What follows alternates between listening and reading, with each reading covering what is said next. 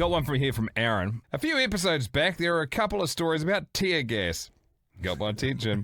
Thought I'd chuck mine in the ring. Strap in, because this one's a proper domestic war story. I grew up with my dad in the army, and that meant a lot of nights at home alone with my two younger brothers.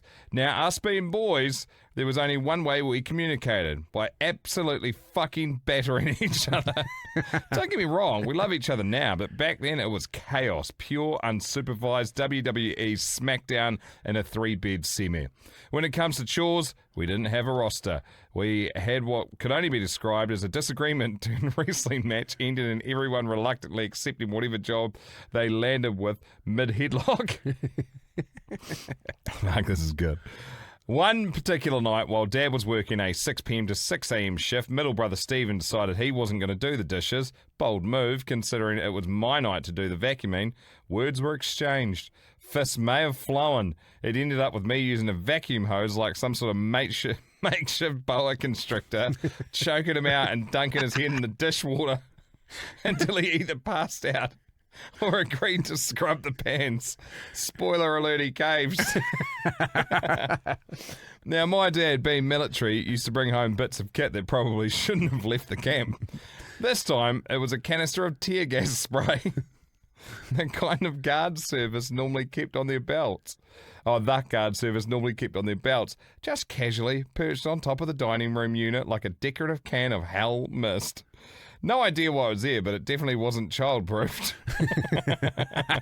Later at night, following the vacuum diplomacy, Stephen diplomacy, yeah. Stephen plotted his revenge. We were mid-scrap, throwing each other around like budget Marvel stunt doubles, when our youngest brother, Carl, wandered into the line of fire and caught a stray punch that set him right on his ass. Tough little bastard, though. Brushed it off like it was nothing. As I turned to check on Carl, Stephen, the sneaky sod, had made a break for the dining room. I chased him in, but just as I laid hands on him, he spun around and discharged the bloody canister right in my face. Lads, I've never known pain like it. Breathing felt like snorting lava. My eyes were doing their own Niagara Falls impression. My nose turned into a broken tap, and my mouth produced more spit than a rabid Alsatian. But here's the kicker. Stephen had set it off inside a 3x4 metre dining room with all the windows shut. So the daft git ended up gassing himself and Carl too. The three of us were clawing over the dining room table trying to reach the back doors, which were, of course, locked like Fort fucking Knox. And right on cue, entered Dad, doing a late night check-in on us. Full uniform, he walks in on what probably looked like a low-budget chemical warfare training drill. 3 lads crying, wheezing, and covered in various bodily fluids. No questions asked. He legged it straight back out, covered his face with a sleeve, then stormed back in to crack open the back doors and let the devil's fog roll out. After that, well, Stephen and I got a hiding.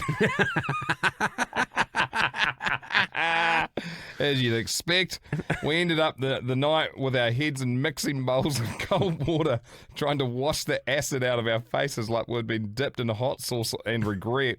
Safe to say, from that day forward, we made a silent pact: never touch Dad's kit. Fuck. Now that we're all in our 30s, we can't be arsed throwing punches anymore, but the battle scars are still tell a good story. I used to think all brothers were like this until I started telling these stories and realising most people were fucking shocked we survived our childhood without serious brain damage. Next time, I'll tell you about the time Stephen kicked Carl in the mouth. So Carl climbed up his back like a spider monkey and bit chunks out of him like he was made of Greek sausage rolls.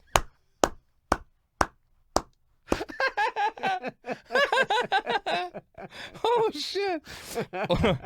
All the time Stephen bet me in a game of pool, so he found out what it felt like to have a cue wrapped around his back right before he body slammed me through our home friendly pool table in the garage. That table never stood a fucking chance.